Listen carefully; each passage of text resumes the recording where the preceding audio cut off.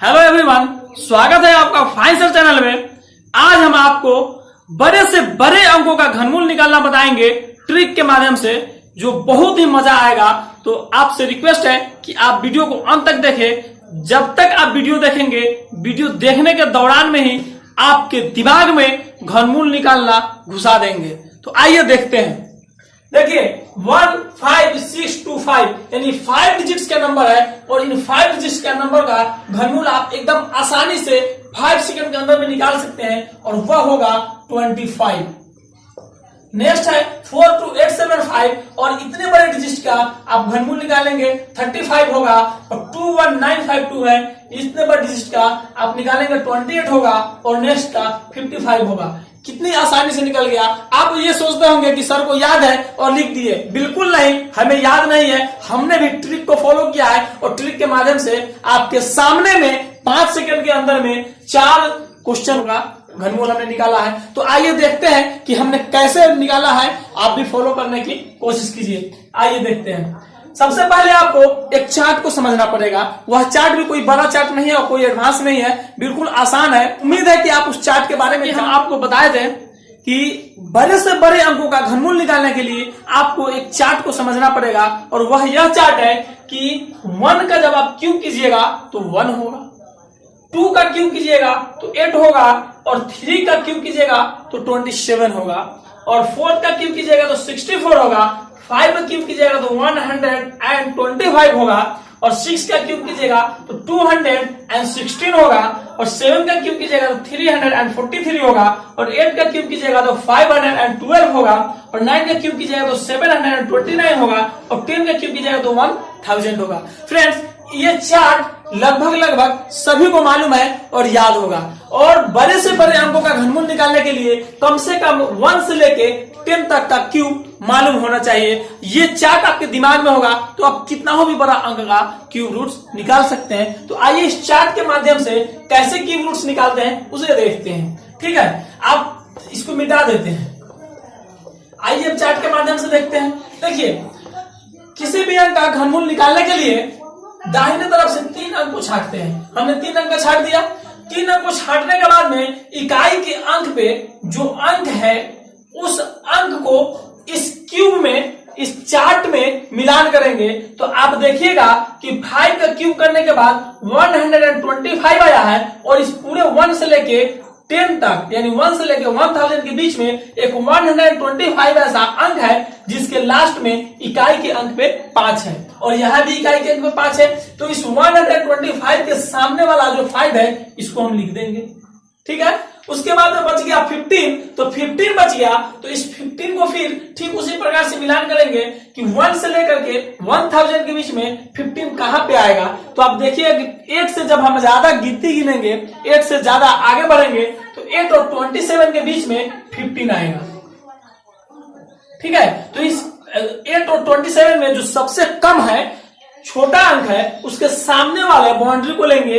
तो इस बाउंड्री में आप देखेंगे कि 2 पर पावर क्यूब करने के बाद 8 आया है तो इस 2 को हम यहाँ पे लिख देंगे और आपका घनमूल बन गया। इसी प्रकार से नेक्स्ट को देखेंगे कि इसमें भी इकाई के अंक में 5 है और इस पूरे में आप जानते हैं कि इकाई के अंक पे 5 का क्यूब करने के बाद ही 5 आता है, इसलिए हम यहाँ पे क्या करेंगे 5 लिख देंगे और बच गया यहाँ पे 3 अंक छाट दिए, बच गया 42। तो आप देखेंगे कि 27 और 64 के बीच में 42 आता है, इसलिए 64 और 27 में जो कम अंक का है उस बाउंड्री को हम लेंगे और ये वाला बाउंड्री को लेंगे। तो 3 का क्यूब करने के बाद 27 आया है तो हम यहाँ पे 3 कर देंगे। फिर उसी प्रकार से नेक्स्ट को हम करेंगे, इसमें भी 3 अंक छाटेंगे और इकाई के अंक 2 है तो इसमें देखेंगे कि इस चार्ट में 2 किसमें आया है। तो आप देखेंगे 512 में इकाई के अंक 2 है तो इस बाउंड्री को हम लेंगे। क्या करेंगे, इस बाउंड्री को लेंगे और 512 के सामने 8 पर पावर 3 है यानी 8 का क्यूब करने के बाद 512 आया है, इसलिए हमने यहाँ पे 8 लिख दिया और बच गया यहाँ पे 21। आप देखेंगे कि 8 से ज्यादा 21 होता है और 27 से कम 21 होता है, इसलिए 8 और 27 के बीच 8 और 27 में जो कम अंक है उस वाले बाउंड्री को लेंगे यानी 2 लेंगे तो यहाँ पे 2 हम लिख देंगे और इस प्रकार से आपका घनमूल बन गया। उसी प्रकार से फिर हम नेक्स्ट देखेंगे, यहाँ भी 5 है तो 5 के सामने वाले क्यूब को लेंगे तो 5 हो जाएगा, और 3 अंक छांटने के बाद 166 बचा, तो 125 और 216 के बीच में 166 होता है। तो इस दोनों में जो कम अंक है उसके बाउंड्री को हम लेंगे और इस प्रकार 5 यहाँ पे लिख देंगे और 55 आपका क्यूब रूट्स हो गया।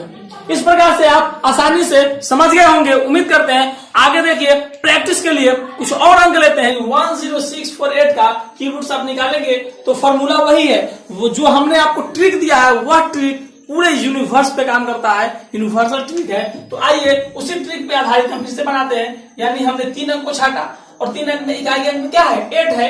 अब हम देखेंगे इस चार्ट में 8 किसमें है, तो आप देखेंगे 1 से लेकर 1000 के बीच में 8 यहाँ पे आ रहा है, यानी 2 का क्यूब करने पे 8 आ रहा है, इसलिए इस 2 को हम यहाँ पे लिख देंगे।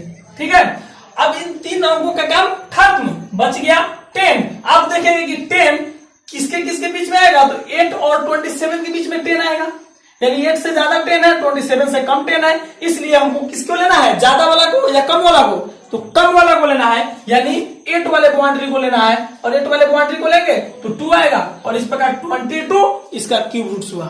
इसी तरह नेक्स्ट वाला को देखेंगे, 3 अंक छाटेंगे और 6 है, इसमें हम मिलान करेंगे कि 6 किसके बीच में आ रहा है, यानी 1 से लेके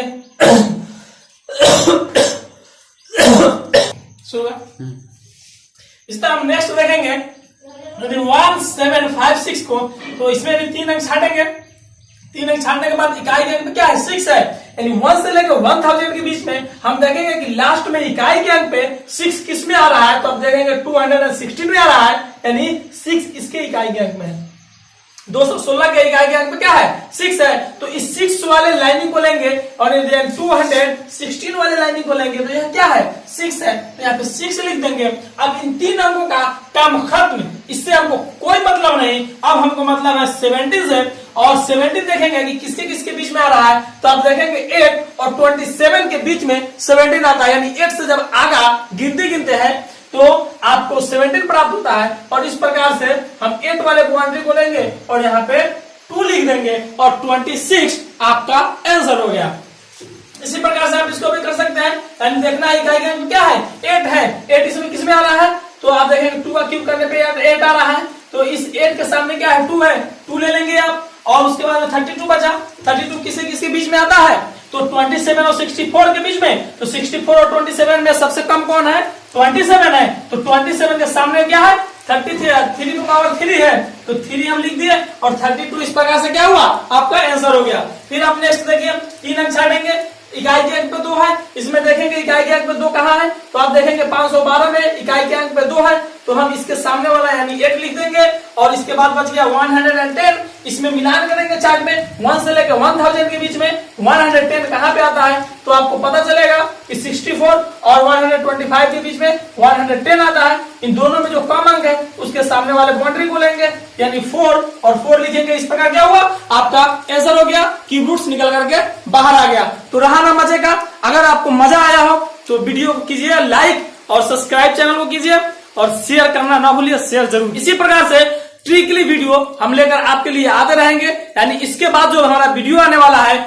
वह वीडियो स्क्वायर रूट निकालने के स्क्वायर रूट्स के बारे में आ रहा है, यानी परफेक्ट स्क्वायर रूट्स और जो परफेक्ट स्क्वायर रूट्स नहीं है उसके बारे में भी हम आपको बताएंगे। जैसा कि √5 का वर्गमूल अगर आपको निकालना है तो बिल्कुल आसानी से ट्रिक के माध्यम से आप निकाल सकते हैं, विदाउट भाग विधि से, एकदम ट्रिक के माध्यम से और परफेक्ट आएगा।